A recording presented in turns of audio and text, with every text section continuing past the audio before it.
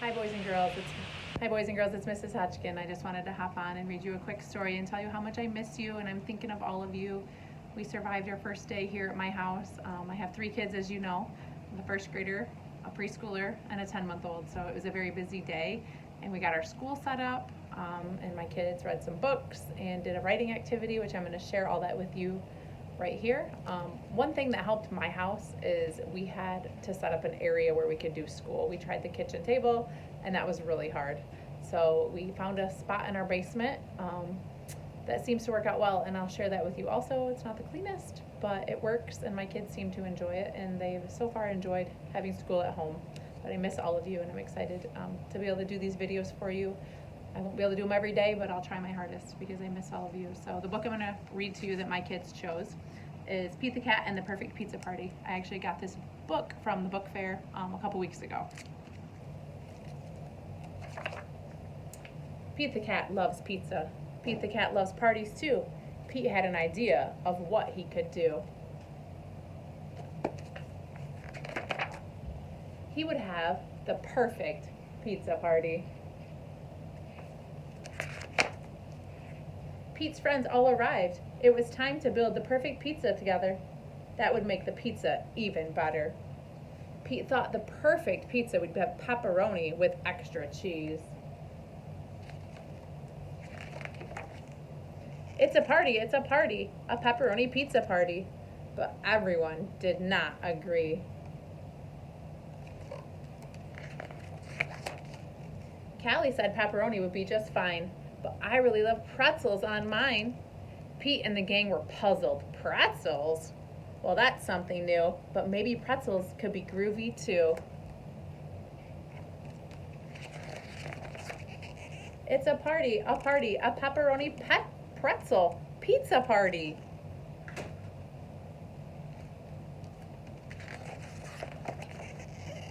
Squirrel said pepperoni and pretzels would be just fine, but I really love pistachios on mine. Pete and the gang were puzzled. Pistachios? Well, that's something new, but maybe pistachios could be groovy too.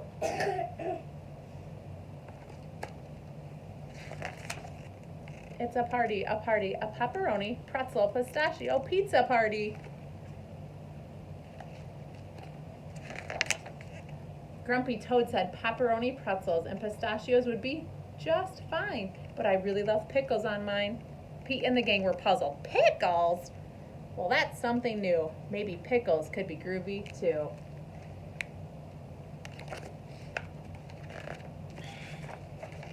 It's a party, a pepperoni, pretzel, pistachio, pickle, pizza party.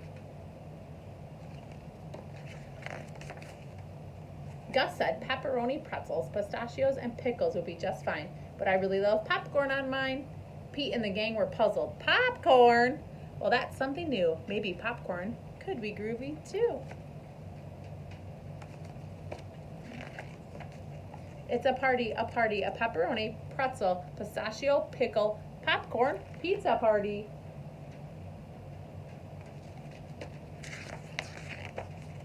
Alligator said pepperoni, pretzels, pistachios, pickles, and popcorn would be just fine, but I really love papaya on mine. Now, Pete and the gang were really puzzled. Papaya? Well, that's something new, but maybe papaya could be groovy too. It's a party, a pepperoni, pretzel, pistachio, pickle, popcorn, papaya, pizza party. Pete and the gang piled the pepperoni, pretzels, pistachios, pickles, popcorn, and papaya on top. Ding! The pizza was done. The pizza was so high, they had to stop. Trying something new might be fun. They all built up the courage to take the first bite, and the pepperoni, pretzel, pistachio, pickle, popcorn, papaya pizza was out of sight, dynamite, just right. In the end, the perfect pizza is a pizza shared with friends. So that's the end of the story. So in my house, Drake, do you want to get your writing? Can you grab your writing for me, honey? In my house, we made a list of words that started with the letter C. I have a first grader. So we turned this into a writing assignment. He wrote about pizza, And he wrote that he wanted cupcakes on his and cookies and all different things. But remember, he is a first grader, so he's got a lot more sentences here. So I'll just show you real quick what his writing looked like. He's going to add his picture tomorrow. But maybe a writing assignment could just be simply what kind of pizza your child likes. They know how to write I like. They could write I like pepperoni and who they like to eat it with. I like it with mom or dad or brother or sister or whoever else. So real quick, I'm going to show you a math game that we played today. This is a math game, so I'm going to turn my camera around here. If I can figure out how. Maybe not. Okay, let's see. I don't know how to turn it around. Okay, so I'm going to kind of show you this math game. This is actually called Rotten Apples. So it's a strategy game, and it's super easy. You're going to think that this is so silly when they first play it because they're going to get it right away. But eventually you're going to see your kids use some strategies. So what you're going to have here is you can use anything. You can see that Drake chose Legos.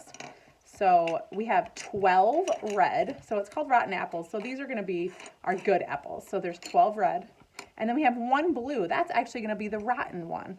So the goal is to not get the rotten apple. You can pick who goes first. And then you have to pick 1, 2, or 3 every time you go. Or what? So, hold on, honey. So I have my little kids here, Drake and Addie. They're going to help us play this game.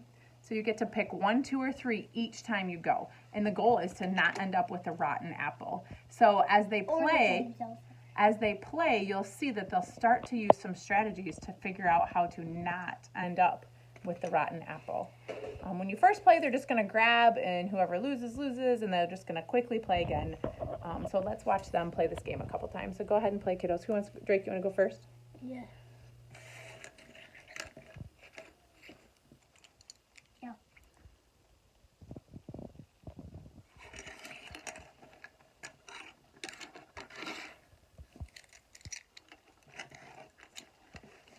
Good job. Okay, you guys want to play again? I go first this time? No, I go first.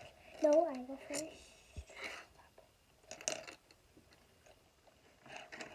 I think you took 4, buddy.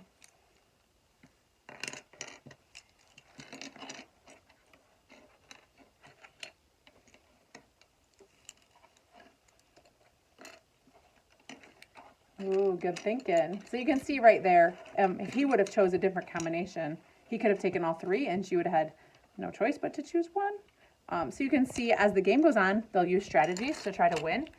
I have a preschooler and a first grader, and they seem to enjoy this game. It's obviously very, very quick, but I like it. Let me turn the camera around.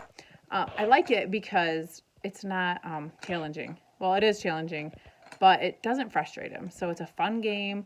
You know, yes, there's a loser, but my kids seem to enjoy it. Sometimes we struggle with things being too hard at home, so I have to really make sure that it's at his just right level, not too hard, or it ends up a huge meltdown. I'm sure that many of you experience that at home. In many things, even in writing or core 5 or reading, if it's too hard, it's not going to be enjoyable at home. So make sure that the stuff they're doing is just right at their level. And Adeline, come here, honey. You can show. And yes, we bribe. We found some Easter candy, so we have to bribe in this house. That's probably why they were good during this video. So I miss all my friends. This is a homemade video.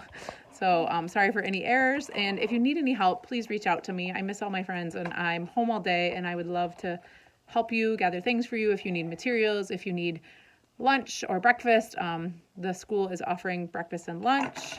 I think it starts at 11. I'm not 100% sure, so don't quote me on that. But yeah, so I'll be definitely doing more of these videos. So I hope you enjoy it. All right. Bye, friends. Love you all.